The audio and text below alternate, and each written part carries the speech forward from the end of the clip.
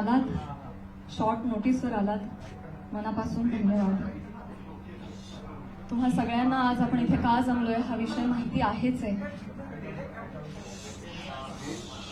बीड जिल्ह्यातील माननीय आमदार श्री सुरेश धस यांनी काल प्रसार माध्यमांशी बोलताना जी काही टिप्पणी केली त्या संदर्भात तीव्र निषेध व्यक्त करण्यासाठी आज मी तुम्हा सगळ्यांसमोर आलेली आहे. काल नाही तर गेले 1.5 महिन्यापासून हा सगळा प्रकार चालू आहे आणि गेले 1.5 महिने अत्यंत शांततेनं मी या सगळ्याला सामोरी जाते. सगळ्या ट्रोलिंगला, सगळ्या निगेटिव्ह कमेंट्सना. आणि ही माझी माझी मूकसंमती नाहीये. मी माझ्यासारख्या अनेक महिला, कलाकार या सगळ्यांचीही हतबलताय. हे शांत राहणं तुम्हा सगळ्यांमुळे कुठे ना कुठेतरी आमच्यावर बेतलेलं आहे.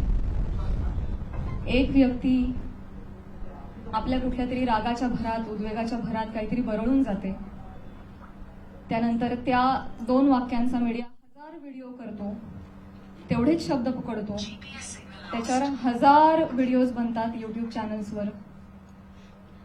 मग एका सेलिब्रिटीला त्याच्यावर वक्तव्य करणं भाग पाडलं जातं. मग ती बोलते, मग परत पहिल्या व्यक्तीला वाटतं आता आपण बोललंच पाहिजे, मग ती परत व्यक्ती बोलते, मग आता परत बोलणं क्रमप्राप्त होतं कारण आता नाही बोलली का, गप्प बसली का, मागे हटली, मग ही परत व्यक्ती बोलते. ही चिखलफेक चालू राहते, महिलांची अब्रू निघत राहते आणि सगळ्यांचं मनोरंजन होतं. हे होऊ नये. सगळ्या समाज माध्यमांसमोर ही चिखलफेक होऊ नये म्हणून मी यात पडले नाही. मी शांत बसणं हा पर्याय स्वीकारला. या गटारात मी दगड टाकणं योग्य समजलं नाही. ऑल्सो मला असं वाटलं की हा विषय इतका खोटा आहे, ही गोष्ट इतकी धादांत खोटी आहे, त्याला काही बेस नाही. एका सांस्कृतिक कार्यक्रमामध्ये सत्कार स्वीकारताना काढला गेलेला एक फोटो, ती आमची एकमेव भेट, धन्यवाद हा एकमेव संभाषण, एक शब्द, याच्यावरून एवढी आवई उठावी, त्याला मी का प्रत्युत्तर देऊ? जेव्हा त्या गोष्टीवर मी भाष्य करते, 10 लोकांपर्यंतची गोष्टी 1000 लोकांपर्यंत पोहोचतात. ती जर गोष्ट खोटीच असेल तर ती किती काळ टिकणार? त्या गोष्टीला आपण किती महत्व द्यायचं? म्हणून मी त्या गोष्टीकडे दुर्लक्ष केलं. शांत बसणं मी योग्य समजलं आणि याला भरपूर साथ होती ती मी ज्या व्यक्तींबरोबर काम करते, ज्या संचाबरोबर काम करते, माझं कुटुंब, माझा मित्रपरिवार, सगळे आप्तेष्ट, महाराष्ट्रातली जनता, प्रेक्षक, ज्यांचं प्रेम आहे माझ्यावर. कोणीही माझ्यावर एका शब्दानेही कधी शंकेच्या दृष्टिकोनातून पाहिलं नाही, कधीही मला विचारलं देखील नाही. प्रत्येक जण भेटला त्यावेळी हे म्हणाला, प्राजक्ता योग्य करतेस, शांत राहा, धीरानं सामोरी जा. या अशा आवया उठतात आणि निघून जातात, सरपास होतात, तू शांत राहा, धीरानं सामोरी जा.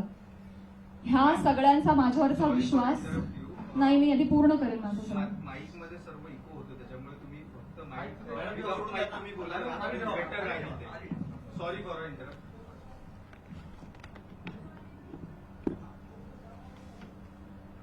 तर ह्या सगळ्या ज्या आवया असतात, जशा निघतात तशाच निघून जातात. असं सगळं असल्यामुळे आणि या सगळ्यांचा पाठिंबा आणि माझ्यावरचा विश्वास इतका दांडगा होता ही माझ्यासाठी अत्यंत जमेची बाजू होती. त्यामुळे मला माझ्या चारित्र्यावरचं एक्सप्लेनेशन द्यायला समोर यावं अशी गरजच वाटली नाही. आज ही वेळ येतेय, ही अत्यंत नामुष्की आहे आणि ती वेळ आली आहे कारण एक लोकप्रतिनिधी याच्यावर टिप्पणी करतात.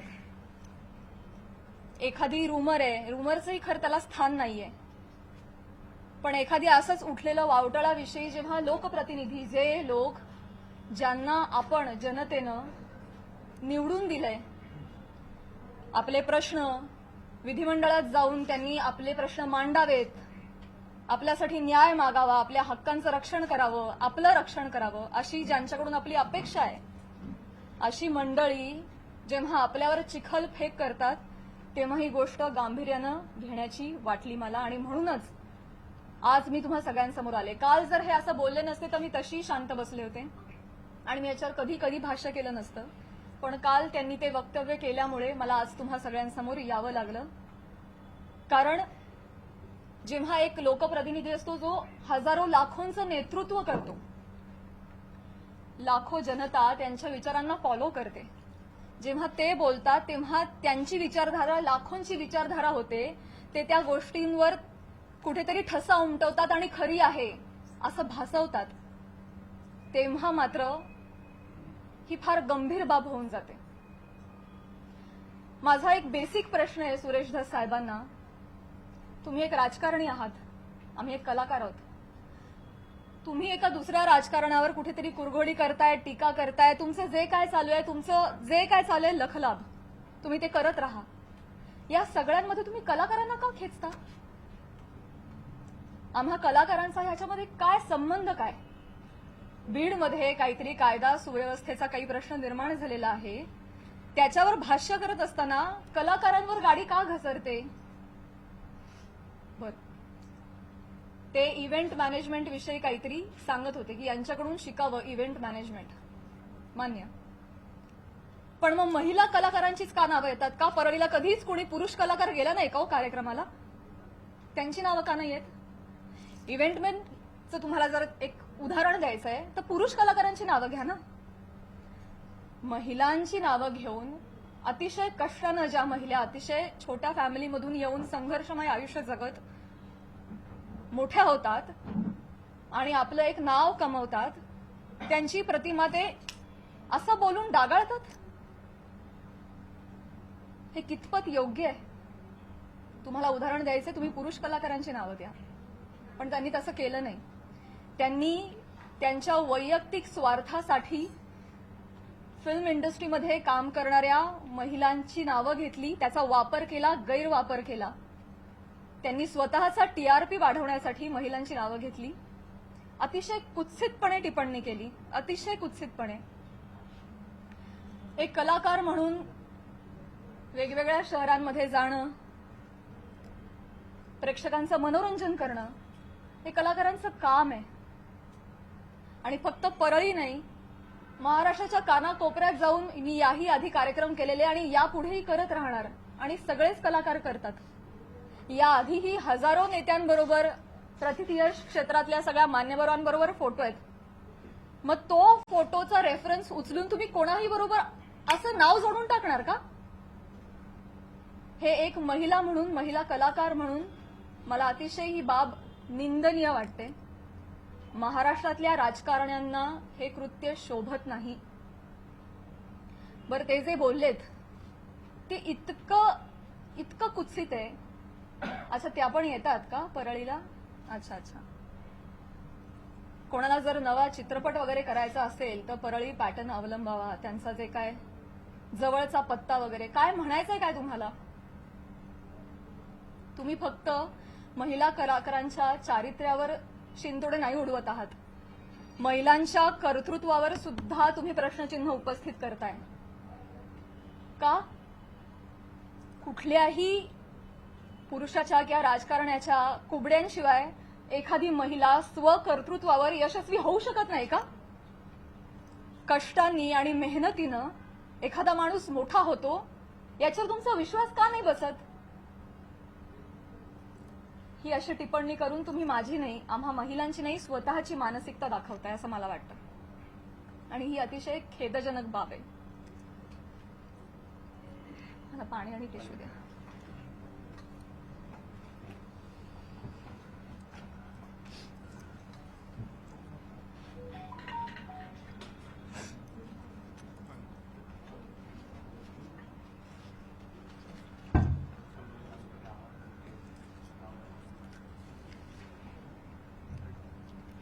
महिलांची अब्रू, स्पेशली फिल्म इंडस्ट्री मधल्या महिलांवर फार सॉफ्ट कॉर्नर, फार सॉफ्ट टार्गेट.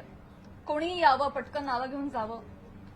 तुम्ही तुमच्या राजकारणासाठी, मी विनंती करते, तुमच्या वैयक्तिक राजकारणासाठी तुम्ही फिल्म क्षेत्रामधल्या महिलांच्या नावाचा गैरवापर करणं बंद करावं अशी मी त्यांना विनंती करते.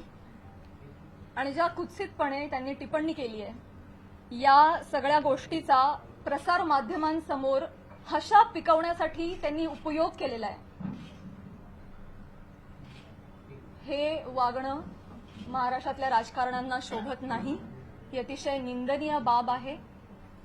आणि म्हणूनच ज्या कुत्सितपणे त्यांनी टिप्पणी केली आहे आणि हशा पिकवलाय प्रसार माध्यमांसमोर कसं बोलावं काय बोलावं याचं ज्यांना भान नाहीये त्यांना मी विनंती करते की त्यांनी तितक्याच विनम्रतेनं माझी जाहीर माफी मागावी. आणि फक्त माझीच नाही, माझ्याबरोबर अनेक महिलांचा त्यांनी चुकीचं नाव घेऊन उल्लेख केलेला आहे.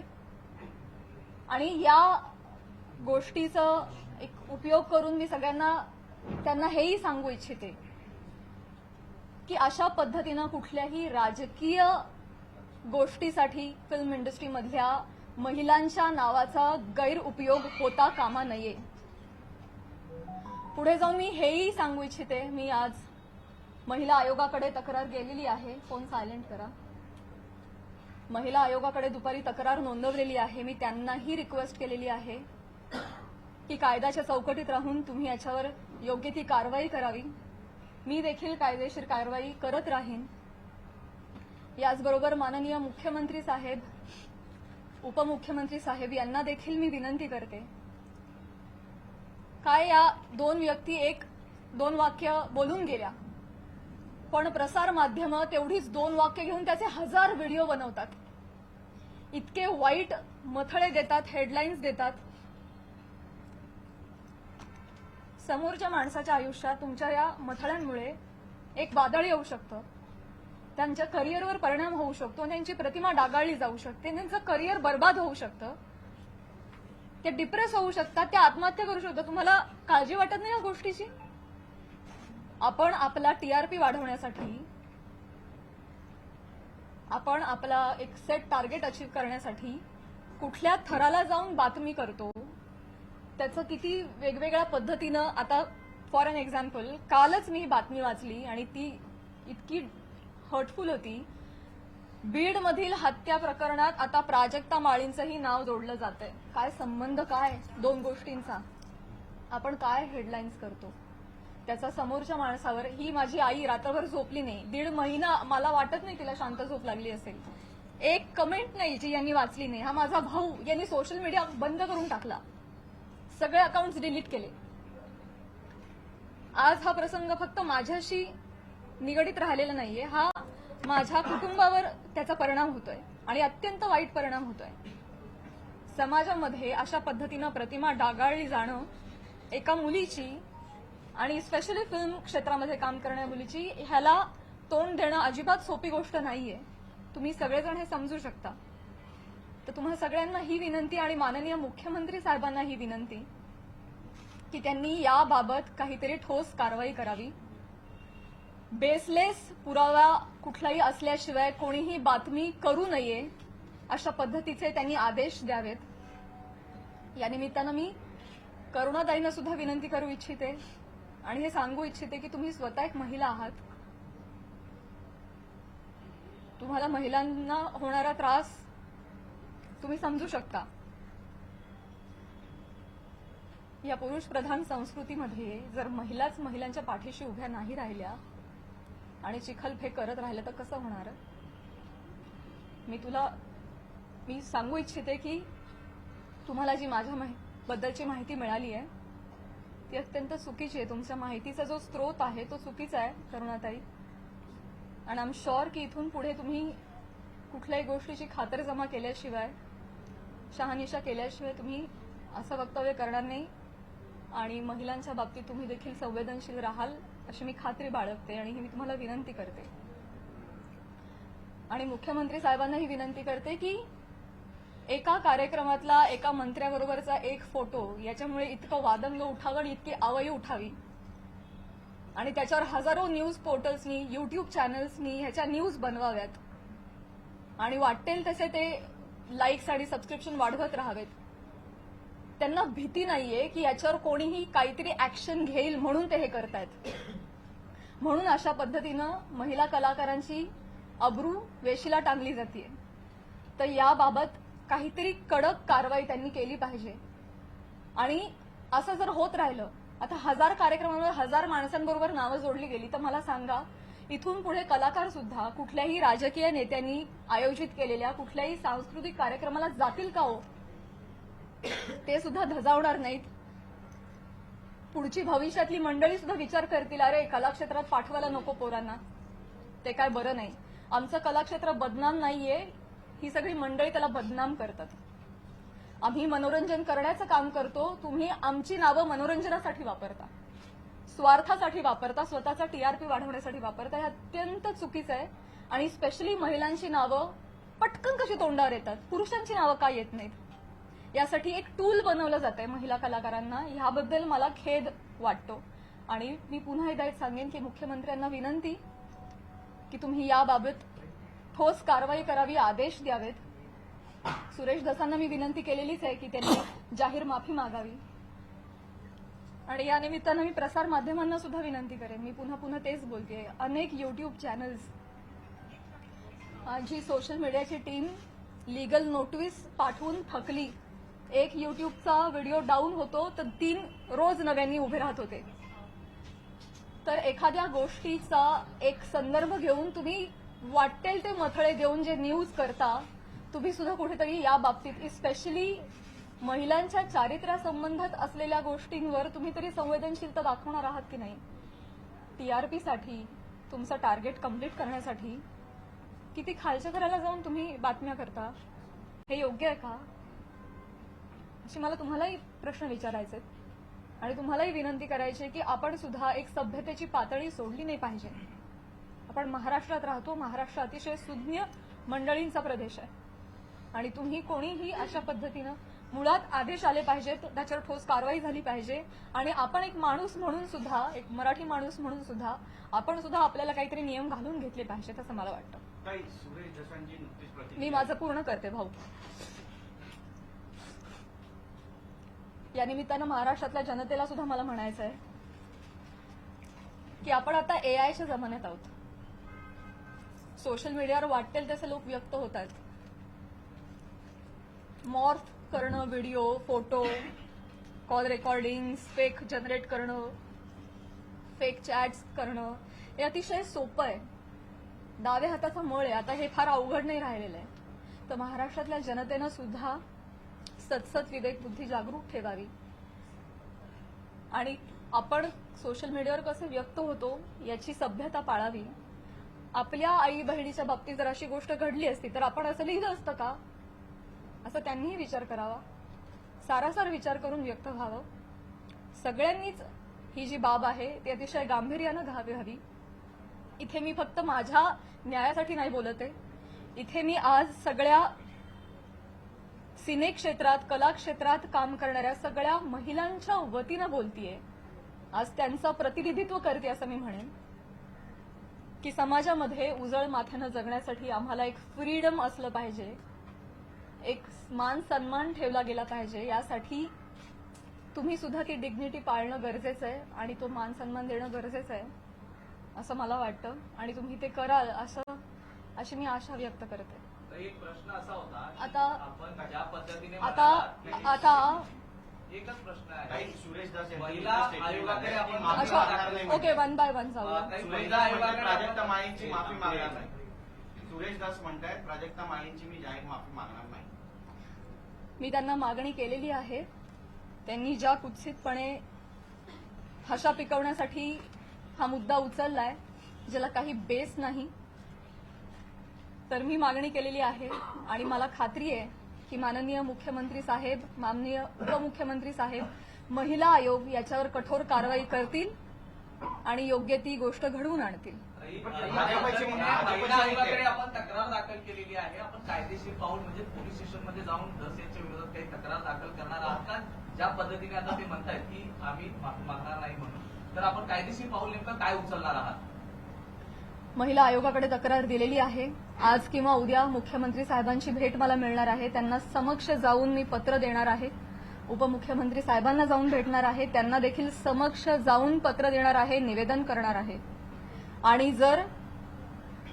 जर गोष्ट काही घडली नाही आणि ही देखील महिला म्हणून हलक्यात घेतली तर डेफिनेटली माझ्या वकिलांमार्फत मी योग्य ती कारवाई करेन आणि माझ्या एकटीच्या न्यायासाठी नाही, मी समस्त कला क्षेत्रात काम करणाऱ्या महिलांच्या वतीनं पाऊल उचलेन. भाजपचे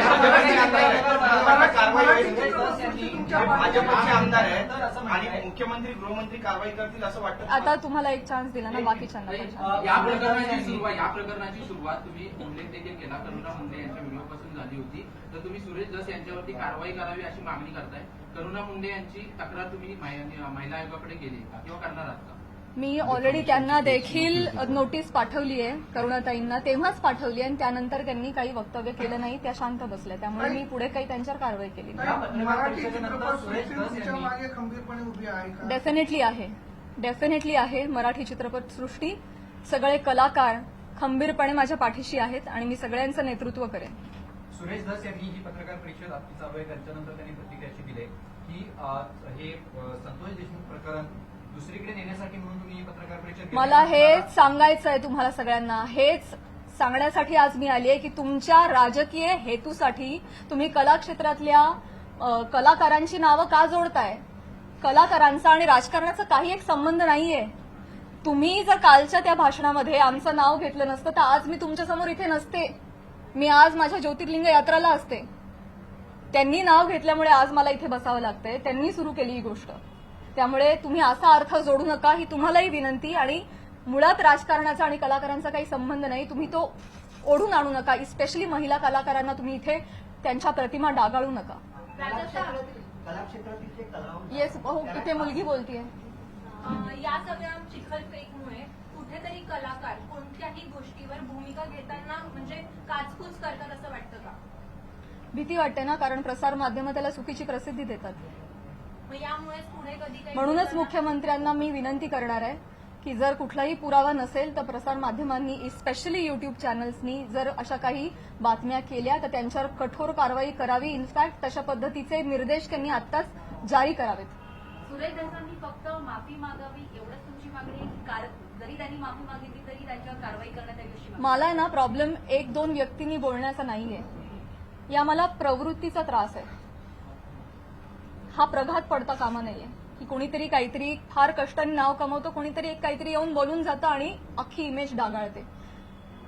स्पेशली महिलांच्या बाबतीत मी पुन्हा तेच म्हणेन की नाव घेताना त्यांनी 3 महिलांचं का नाव घेतलं? पुरुष कलाकार गेलेच नाहीत का हो परळला कधी कार्यक्रमाला? मी जेव्हा गेले होते कार्यक्रमाला तेव्हा माझ्याबरोबर सुद्धा प्रसाद खांडेकर, गौरव मोरे ही मंडळी होती.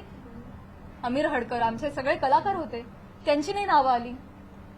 त्यामुळे स्त्री कलाकारांना याच्यामध्ये गोवू नये. राजकारण्यांनी स्वतःच्या स्वार्थापायी टीआरपी त्यांच्या अशा पद्धतीनं वाढवू नये आणि गैरवापर करू नये. हिंदी असो किंवा मराठी राजकीय नेते मुख्यतः कलाकारांना टार्गेट करतात. हे हेतुपुरस्सर किंवा जाणीवपूर्वक वक्तव्य केल्यानंतर त्यांना प्रसिद्धी मिळते. मला हे माहिती नाही काही लोक त्याच्यासाठी असं वक्तव्य होतं असं वाटतंय का? आणि याचा पाठपुरावा म्हणून तुम्ही कलाकारांची काही संघटना बांधणार का किंवा त्यांना एकत्र आणणार का आगामी काळात? मला हेच म्हणायचं आहे की ते काहीतरी बोलून जातात, एक काहीतरी वल्गना करून जातात. खरं तर त्यांनी अशा पद्धतीच्या वल्गना हाणून पाडल्या पाहिजेत एक लोकप्रतिनिधी म्हणून, पण ते त्याला हवा देत आहेत ही गोष्ट चुकीची आहे. पण त्यांना जेव्हा कळेल पुढे जाऊन की त्यांच्या एका वक्तव्याचे 1000 वेगळ्या पोर्टल्सनी 1000 न्यूज केल्यात, हे त्यांना कळल्यानंतर खरं तर तेही करणार नाहीत, करुणाताई बोलणार नाहीत. पण त्यांना ही पुढे गोष्ट एवढी मोठी घडतीये ह्याची त्यांना कल्पना नसावी कदाचित. मला जेवढे त्या 2 व्यक्ती बोलल्याचा त्रास आहे तेवढाच त्रास मला प्रसार माध्यमांनी केलेल्या फेक न्यूजचा देखील आहे.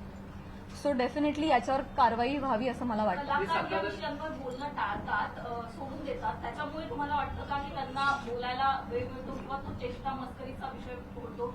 करुणा मुंडेंनी जेव्हा तुमच्यावर टीका केली तेव्हा जर तुम्ही उत्तर दिलं असतं तेव्हा पुन्हा एकदा तुमचं नाव अशा प्रकारे घेतलं गेलं नसतं असं वाटतं? पुन्हा एकदा मी तेच म्हणेन, पुन्हा एकदा मला तेच म्हणायचंय का कलाकार पुढे येत नाही? मी पहिलं वाक्य म्हणाले की या सगळ्यामध्ये आमची हतबलता आहे गप्प राहण्यामध्ये. का? कारण समाज माध्यमांमध्ये ही चिखलपेक चालू राहते. विषय एवढा असतो कुठेतरी वेगळीकडे जाऊन पोचतो. आज तुम्हाला काय वाटतंय हे चालू राहतं. त्यामुळे कलाकार शक्यतो यामध्ये पडत नाहीत.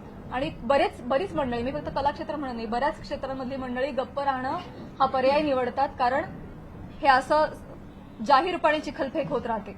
म्हणूनच या संदर्भात जर काहीतरी रूल्स अँड रेग्युलेशन्स आले, कठोर नियम आले की जर या गोष्टीमध्ये तथ्य सापडलं नाही, जर कुठला पुरावा सापडला नाही तर त्यांच्यावर कायदेशीर कारवाई होईल त्या न्यूज पोर्टलवर किंवा युट्यूब चॅनलवर. असा जर आपल्याकडे नियम आला ना तेव्हाच जाऊन हे बंद होणार आहे. तर असा नियम काढावा हीच विनंती आहे माझी मुख्यमंत्री साहेबांना. पण तुम्हाला जाणीवपूर्वक टार्गेट केलं जाते. नाही असं काही नाही. त्यांनी माफी नाही मागितली तर पुढची भूमिका काय असेल? मला हा नियम आणायचा आहे. मला या निमित्तानं प्रसार माध्यमांमध्ये जे काय न्यूज होतात त्याला पुराव्यांची जोड नसेल तर तुम्ही ते करू नका, केलं नाही पाहिजे. ते खोटं आढळल्यास कायदेशीर कारवाई होईल अशा पद्धतीचा नियम आला पाहिजे. हे माझं खरं उद्दिष्ट झालंय. आता असंही म्हणाल की मुंबईत जाऊन मी बोलणार आहे प्राजक्ता माळेंसोबत. स्वागत आहे.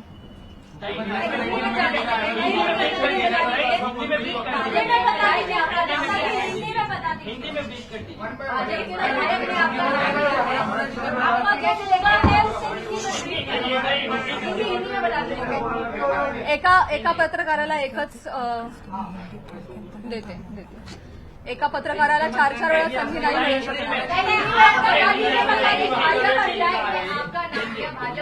आपका नाम लिया है जिस पर आप आज मराठी होतं जरा ताई. एक थोड़ा एक्सप्लेन हो देना क्या बताएंगे इस पर? सगळ्यात शेवटी हिंदी बोलू, मराठी अजून 1-2 प्रश्न सगळ्यात. तुम्ही एक प्रश्न विचारला ना? मी नाही विचारला. नक्की विचारला नाही.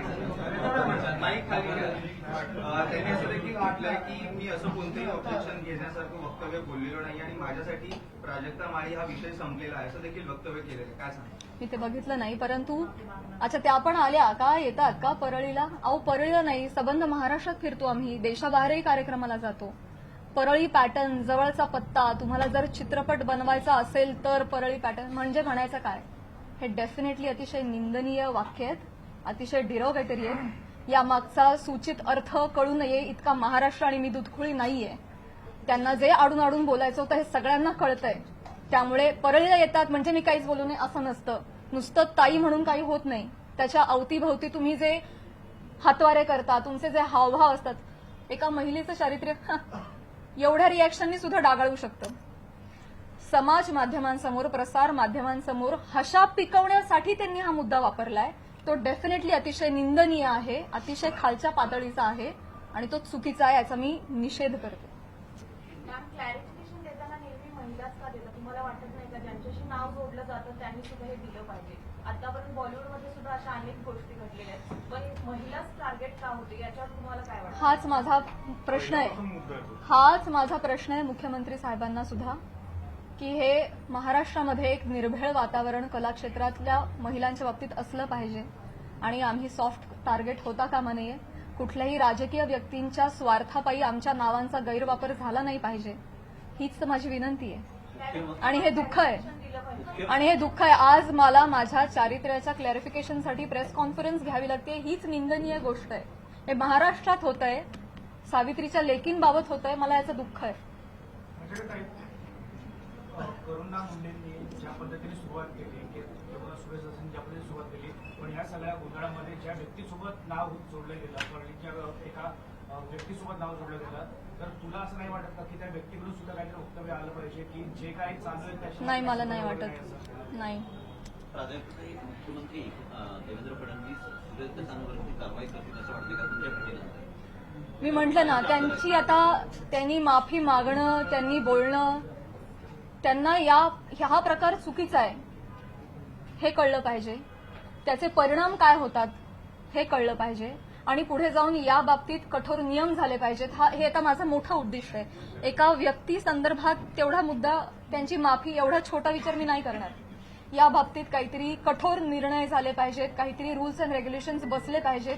इथून पुढे कुठल्याही महिला कलाकाराला, ही मी आज ह्या सगळ्या गोष्टीची पार्श्वभूमी घेऊन म्हणते, भविष्यात मला किंवा कला क्षेत्रात काम करणाऱ्या कुठल्याही महिलेला अशा पद्धतीच्या गोष्टींना सामोरं जायची वेळ येऊ नये यासाठी मी प्रयत्न करेन.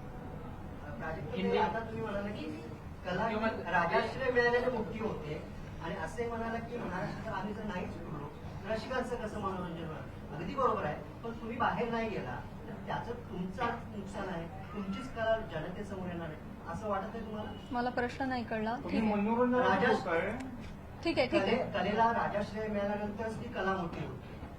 महाराष्ट्रभर फिरताय, राजकारणाचे कार्यक्रम अटेंड करता असं तुम्ही म्हणताय. आता- पण तुम्ही जर नाही गेला तर त्याच्यामुळे तुमचं परिणाम होणार आहे, तुमचं नुकसान होणार आहे असं वाटत आहे तुम्हाला? डेफिनेटली मुळात वेगवेगळ्या शहरांमध्ये जाऊन वेगवेगळ्या ठिकाणी जाऊन प्रेक्षकांचं मनोरंजन करणं हेच तर कलाकारांचं काम आहे, कर्तव्य आहे. निखळ मनोरंजनासाठी तर कलाकार प्रेक्षकांशी संवाद साधण्यासाठी वेगवेगळ्या ठिकाणी जातात आणि गेलंच पाहिजे. ते आमचं उपजीविकेचं साधन पण आहे आणि आमच्या स्वातंत्र्यावर अशी गदा नाही येऊ शकत ना. त्यामुळे कलाकार धर्म आम्ही पाळतोय, पण त्याचा असा पद्धतीनं चुकीचा अर्थ काढणं हे क्लेशदायक आहे. पण तेव्हाच कला मोठी होईल जेव्हा त्याला राजाश्रय मिळेल. मिळाली पाहिजे, म्हणूनच म्हणते रूल्स अँड रेग्युलेशन्स आणा.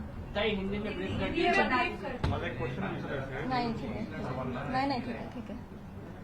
मैं यही कहना चाहूंगी कि आज जो भी यहाँ पे हुआ, सुरेश धस जी ने जो भी बोला है वो काफी निंदनीय है ही. उसके खिलाफ हम काम करेंगे डेफिनेटली. महिला आयोग भी करेंगे, माननीय मुख्यमंत्री जी भी करेंगे. सबसे मैं निवेदन करूंगी, लीगल एक्शन भी लिए जाएंगे. लेकिन इसके परे जाके मैं ये रिक्वेस्ट करना चाहूंगी गवर्नमेंट से कि जो भी एक दो व्यक्ति कुछ बोल जाते हैं उसके बाद जो हजारों न्यूज चैनल्स, यूट्यूब चैनल्स जो ब्रेकिंग न्यूज बनाते हैं और फेक न्यूज बनाते हैं विदाउट एनी स्ट्रॉन्ग प्रूफ्स, उसके खिलाफ कुछ स्ट्रॉन्ग एक्शन ली जाए, उस पे कुछ रूल्स एंड रेगुलेशंस बनाए जाए, तब जाके ये सही मामले में एक व्यक्ति किसी को सॉरी बोल देता है और मामला खत्म हो जाता है. इतना छोटा ये नहीं होना चाहिए. इसके परे जाके हमारी गवर्नमेंट ने महिलाओं के हित के लिए उनके अगेंस्ट जो ये फेक न्यूज बनती है उसके खिलाफ उन्होंने कठोर रूल्स एंड रेगुलेशंस बनाने चाहिए. ये मेरी उनसे रिक्वेस्ट है. आपकी इस मामले में सीएम और डीसीएम किसी से बात हुई है? जी, आज सुबह मैंने उनका टाइम लेने के लिए फोन किया था और हमारी बात भी हुई. सीएम साहब से? जी जी, और उन्होंने भी ये बोला कि ये नॉनसेंस मैं भी बिल्कुल टॉलरेट नहीं करूंगा और मैं आपको प्रेस कॉन्फ्रेंस लेने से नहीं रोकूंगा. आप प्लीज जाइए, प्रेस कॉन्फ्रेंस लीजिए. मैंने ऑलरेडी धस जी से बात की है और ये नॉनसेंस हम कोई भी टॉलरेट नहीं करेगा और मैं आमने सामने जाके भी उनसे ये बात करूंगी. कार्रवाई करने का उन्होंने कोई आश्वासन दिया है सीएम?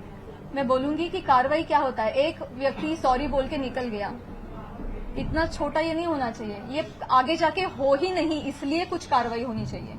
आपने महिला आयोग में भी शिकायत की. जी. शिकायत में आपने क्या मांग की? इस पे कार्रवाई होनी चाहिए और इस पे रूल्स एंड रेगुलेशंस बिठाने चाहिए, यही लिखा है. क्या सोशल मीडिया पे आपको बहुत परेशान किया जा रहा है, उस पर भी आपने बात की? मैंने ये बोला अभी, महाराष्ट्र के सारे जनता को मैंने अपील किया है कि हम भी एक डिग्निटी मेंटेन करें.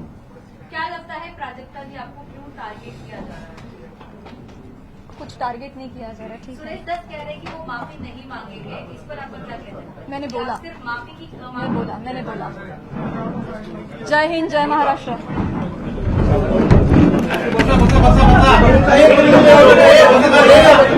ताई बोलो.